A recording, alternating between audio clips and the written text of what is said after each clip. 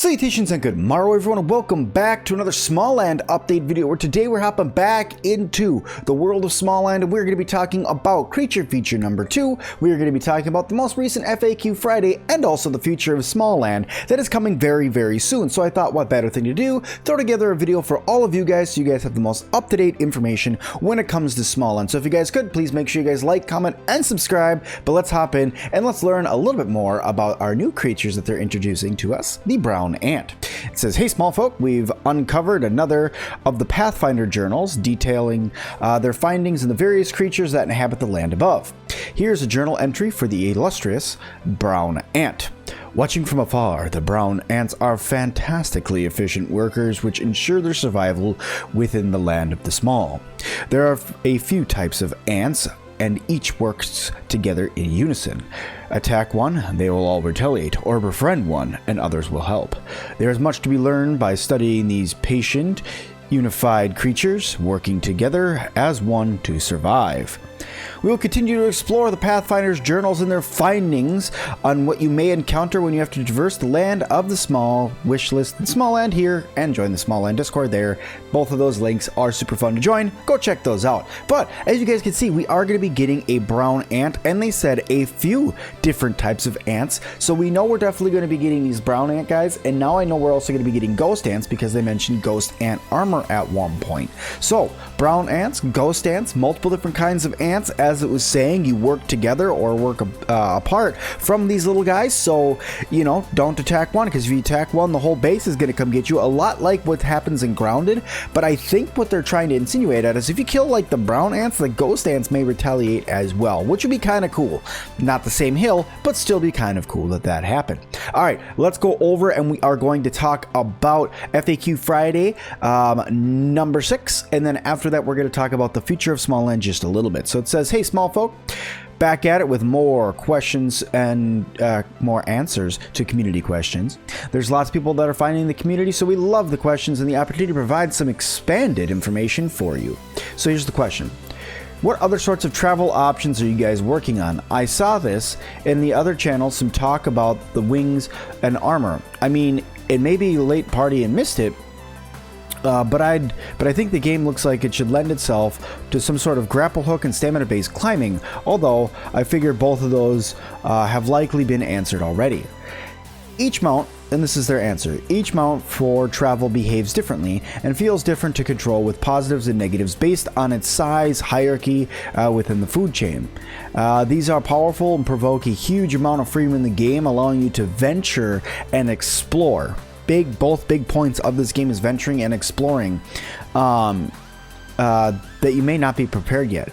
Armor also comes with various abilities mimicking the traits of the creature or faction it's based on, i.e., you know, bee armor, ant armor, heck, there might even be grasshopper armor, some roach armor, bird armor, all sorts of cool things, all things that are pointing to getting different traits that come with your armor.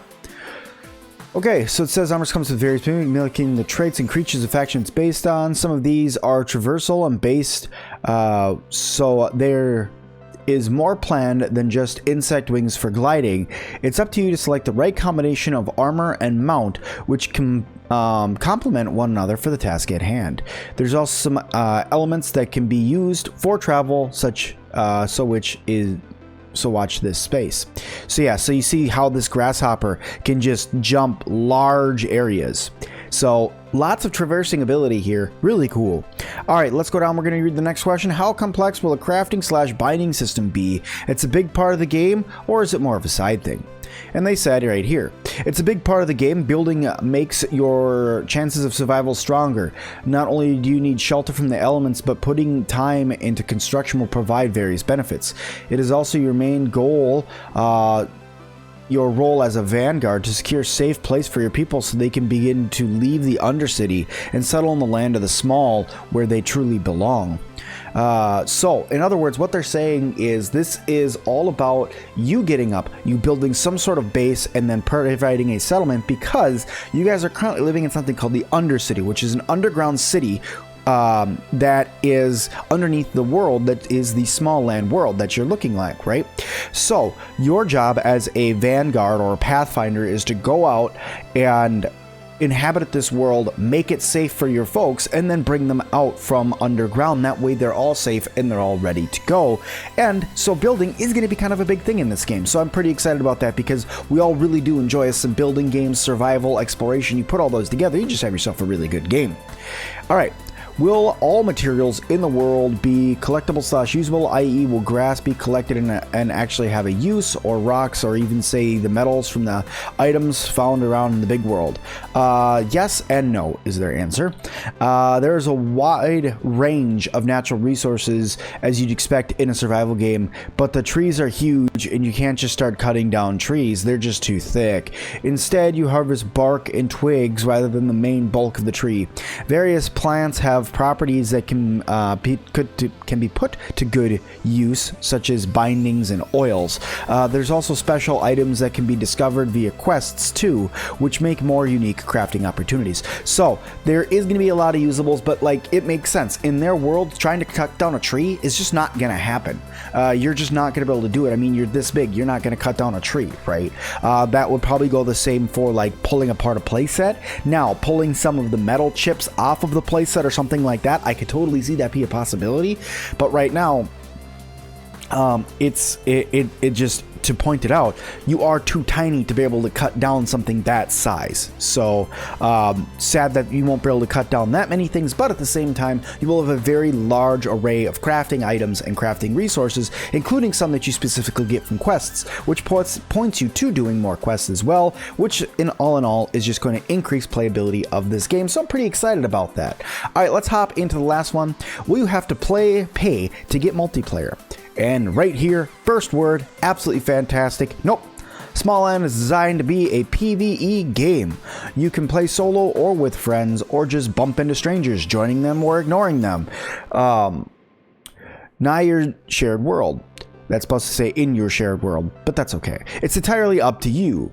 There's a better chance of survival in larger numbers and more opportunities for rewards, but how you play is up to you. Solo, team, looking for a team?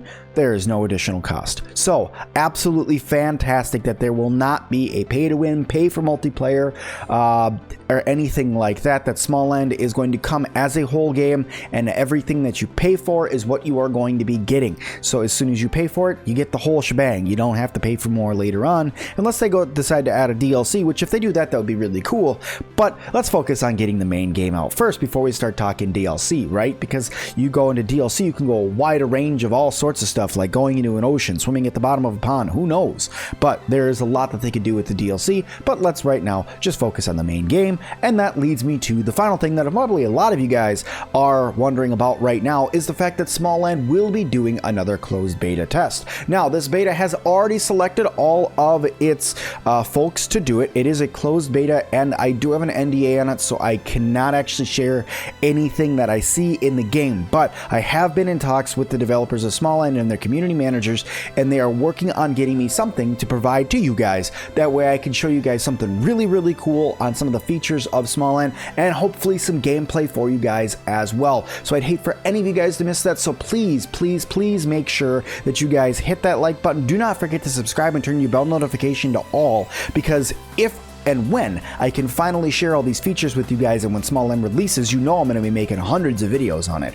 So when this game finally releases, or when I finally get some access to some hidden development stuff like you guys love this channel for, make sure you guys are subscribed, because I'd hate for you guys to miss those videos. But thank you all so very much. Please do not forget to like, comment, and subscribe. And as always, I'll see all of you guys in the next one.